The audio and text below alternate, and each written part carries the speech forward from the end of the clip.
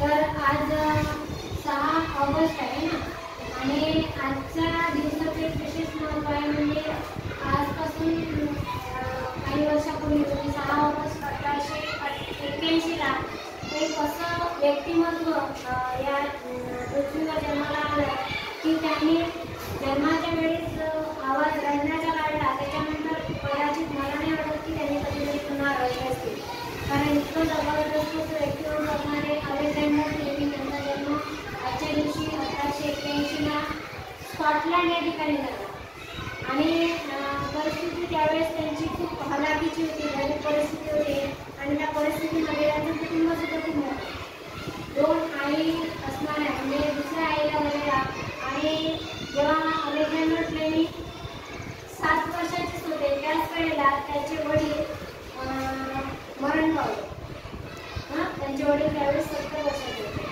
आणि अशा परिस्थितीमध्ये 8 भावंडांचं कुटुंब सोबत 2 आई, आणि खूप कठीण झालं त्यांना कसं पुढचं शिक्षण करायचं.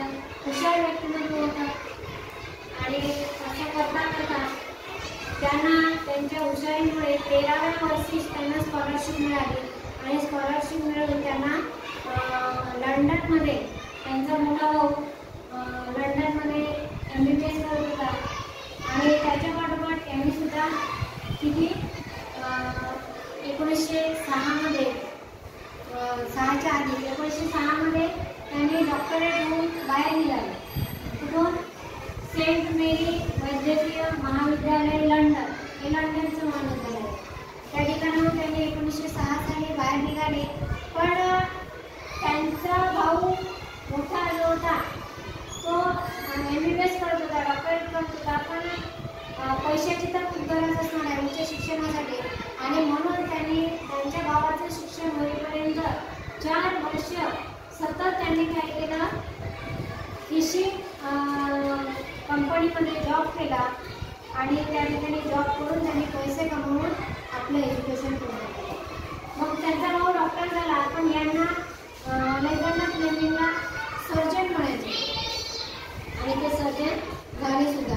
मग त्याचबरोबर ते काय होते की ते एक जो रायफल क्लब होता त्या कॉलेजमध्ये, त्या रायफल क्लबचे उत्तम असे खेळाडू सुद्धा होते. आणि त्या क्लबचा जो त्यांचा कॅप्टन होता, आता 1906 साली त्यांचं एज्युकेशन पूर्ण झालं, तो तिथून आता निघणार. पण त्यावेळेस त्या कॅप्टनला प्रश्न पडला की हा जर प्लेयर आपल्यातून गेला तर याला पुन्हा खेळता येणार नाही, आणि याचं स्किल्स त्यांनी बघितलं होतं. त्यामुळे त्यांनी त्याला एक रिक्वेस्ट केली, विनंती केली की तू जर याच कॉलेजमध्ये जर राहिला आणि इथूनच जर पुन्हा जर तुझं संशोधन म्हणजे त्यांना जे संशोधन करायचं होतं, कारण जीवाणू आणि जंतू याच्याशी त्यांचा खूप घनिष्ठ संबंध होता. कुणाचा? अलेक्झांडर फ्लेमिंगचा. म्हणजे जे आपल्या उघड्या डोळ्यांनी जे जंतू जीवाणू कीटाणू दिसत नाही त्याच्यावर ते रिसर्च करत होते, त्याच्यावर ते संशोधन करत होते.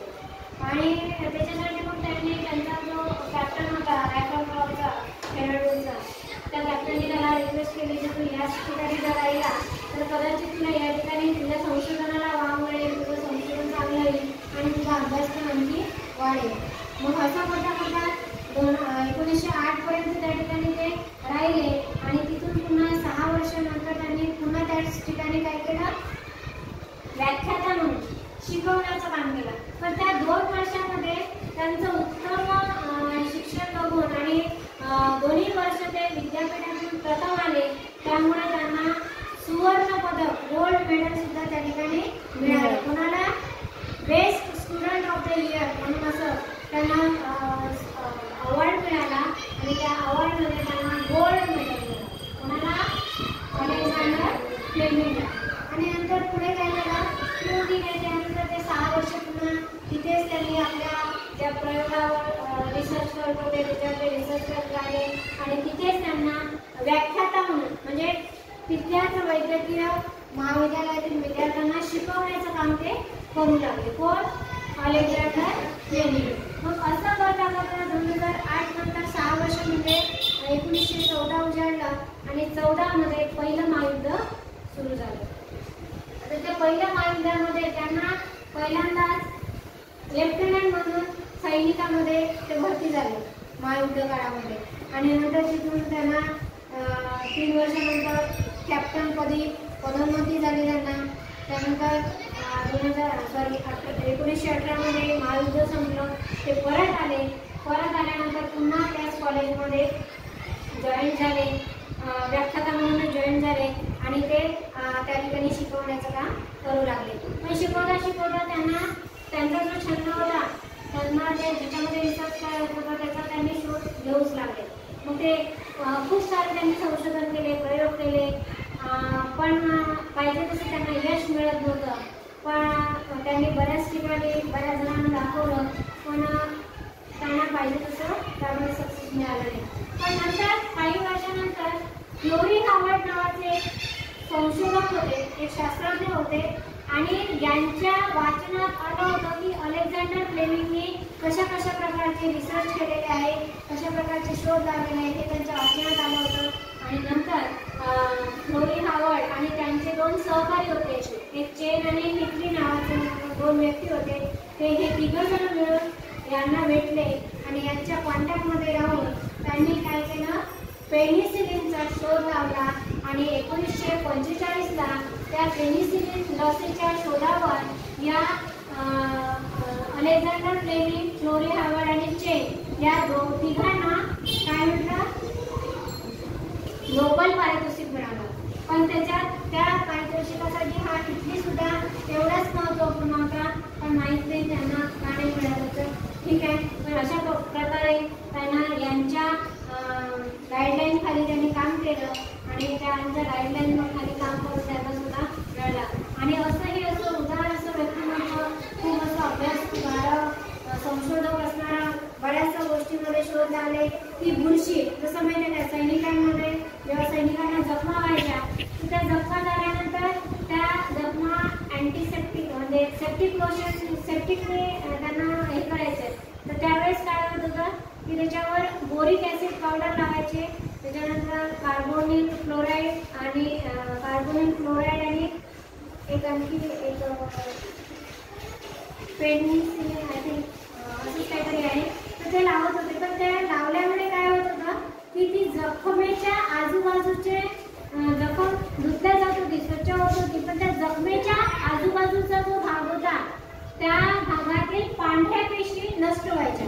आणि त्या पांढऱ्या पेशी नष्ट झाल्या की काही दिवसांना तो सैनिक किंवा तो जखमी माणूस मरायचा. मग हे याच्यावर त्यांनी खूप रिसर्च केला, सर्च केला आणि त्याच्यानंतर मग त्यांना काही दिवसानंतर असंच त्यांनी एक दिवस करता एका बशीमध्ये मिश्रण काहीतरी ठेवलं करून आणि न धुता ती बशी न धुताच ते घराकडे निघून गेले.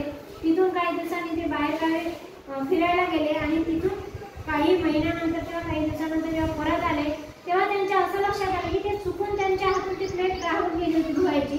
तर चुकून असं लक्षात आलं होतं की त्या बशीमध्ये त्या भागाला बुरशी चढलेली होती आणि त्या बुरशीच्या आजूबाजूला जे किटाणू होते ते किटाणू म्हणजे त्या ठिकाणी तसेच राहिले, त्या किटाणूंना फरक पडला नाही, पण त्याच्या पलीकडच्या भागात वाटलं असतं त्या किटाणूंची वाढ झाली होती.